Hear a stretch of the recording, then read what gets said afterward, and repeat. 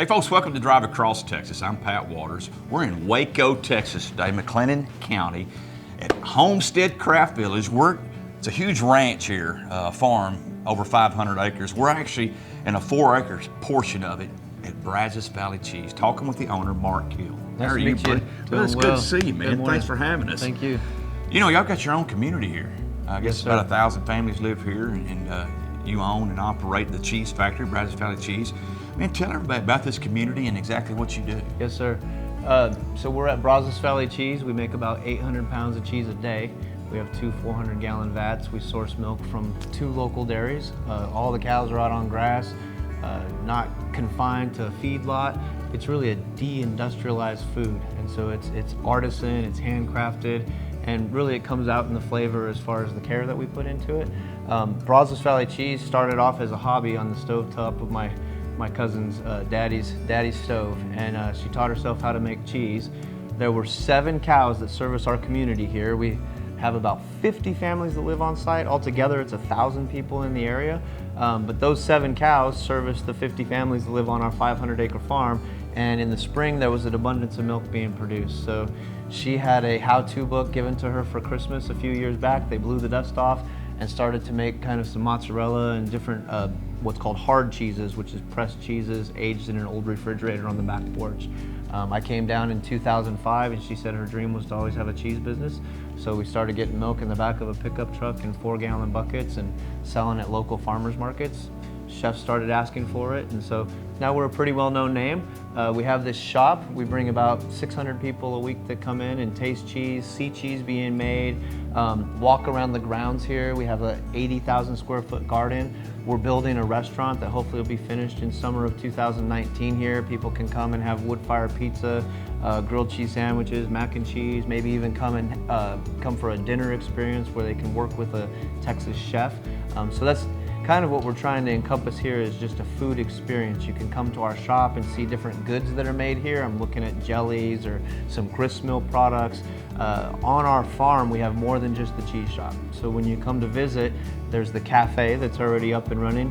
Put your name on the list. It might be a 2 or 3 hour wait on Saturdays, but you can look around the craft village. In the meantime, we have the blacksmith shop, the woodworking shop, pottery, the craft barn, spinning and weaving shop.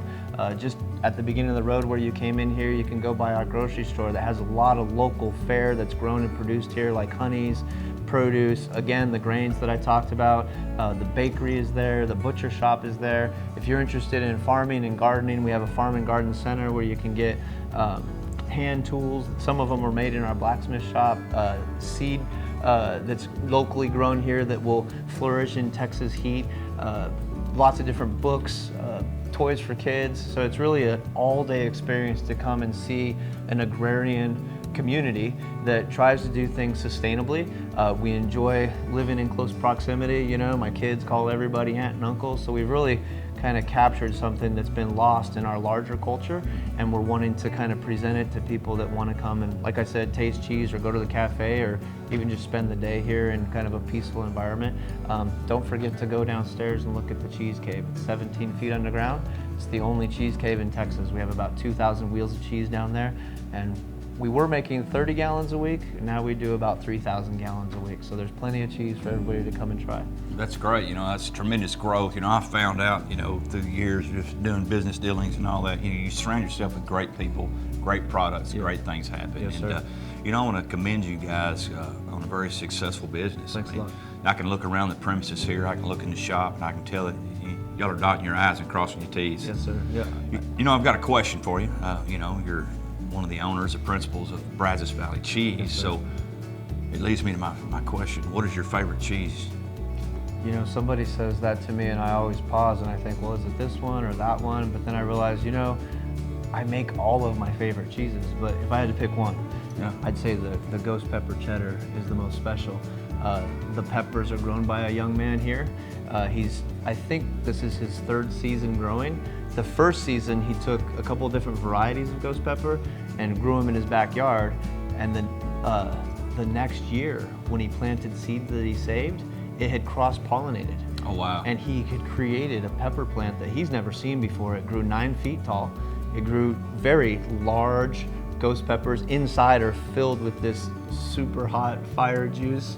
And we take that and we boil it down and put it in the milk, and you can really tell a difference. It's not just a powder that we put in there. We're not buying something on the commercial market, but a lot of things that we do, if we can grow it ourselves, or if we know somebody directly that produces it, we feel like that measure of relationship really kind of makes us a unique company. We're not just here to sell a lion's share of cheese, but we want to be able to tell a story. We want to be able to support families. We want people to have an experience. Once they leave, they can look back and say, I've never experienced anything like that. Even if it's just by having a piece of cheese, they feel like they're a part of what we do every day. So yeah, I'm telling you, it's a great business model. It really is. You know, and I tried some of that ghost pepper cheese a while ago. You were kind enough to let me try it. Very, very good. yes, sir. It's got kind of a sting to it Little toward bit, the end, but yeah. it's very tasteful. You know, I've seen different combinations. You know, you mentioned that if you can grow it on the facility here, somebody's growing stuff, then you'll utilize that in making cheese. And sometimes you will, like I tried a truffle cheese a while ago. I mean, what are the different combinations? You just give some examples. Boy, you know, when you're doing the same thing every day, to be able to have the freedom to say, I wonder if it would work if we do this different or something. Sometimes you're kind of cornered into that circumstance. One time I went home for lunch to have lunch, to spend time with the family, but the cheese was just supposed to stir, and I forgot to turn the heat off. So part of what makes cheese is temperature and time and agitation. So when I came back an hour later, the cheese was 20 degrees hotter than what it needed to be. It was steaming. Instead of continuing on that recipe, I frantically pulled everything out, put it in the press, and went home and kind of, you know that feeling when you know you blew it, Yeah, and nobody else knows? Yeah. It was like, okay, what am I gonna do? How am I gonna explain this one? And just really kind of brainstormed on how to rub the cheese with something that would change the flavor profile. So we wanted it to be unique in case it was edible. So we rubbed the rind with vanilla. Sorghum we grow here on site. Sorghum is a cane. We have a sorghum festival every Labor Day. It's in the sugar cane family. We press the sugar cane, a juice comes out, we cook it on a 13-foot long copper cooking pan, wood fired, and what happens as you draw it through the maize, the impurities come off, and a molasses, dark brown, kind of roasted syrup comes out. That's sorghum. It's very popular as far as a sweetener, especially 50 years ago. A lot of old timers know about it. But we rub the rind of that cheese with the vanilla, sorghum, and cinnamon for 2 weeks. And the cheese just draws in its environment. So anything you put on the outside, it draws in the flavor profiles. It was great. We ate it and it was edible, so I was like, whew, you know. Yeah. So the name Von Sormen comes from vanilla, sorghum, cinnamon. We made it up. That's so awesome. It's funny though, when we were, I overheard a story of a couple of guys in our cafe had a cheese plate, and one guy turns to the other and says, you know, this Von Sormen's very good, but not as good as the Von Sormen I had in Paris last year, you know, and I don't think he's ever even been to Paris, you know. Yeah. But he definitely didn't have Von Sormen there. Dude, we made up that name, yeah, but right, by the way. Exactly. You know, I've got one more question for you, and you kind of touched on it briefly. You know, this is an experience, and if you bring people down, people come in, what do you want them, what kind of impression do you want them to leave with? I just want them to feel like they met somebody that cares about what they're doing, that isn't driven by just only success as we know it today in our culture. But you know, the word success, you know, comes from succeed, which initially meant to pass on. And so, you know, as my children grow up, I want to pass on the success that I've been given. And I don't think success is measured by what's in your bank account. It's measured by the enthusiasm and the fulfillment that you get from doing something each day. And I want, when people come in, to be able to see that we're a successful business, that the people that work here care about what they're doing.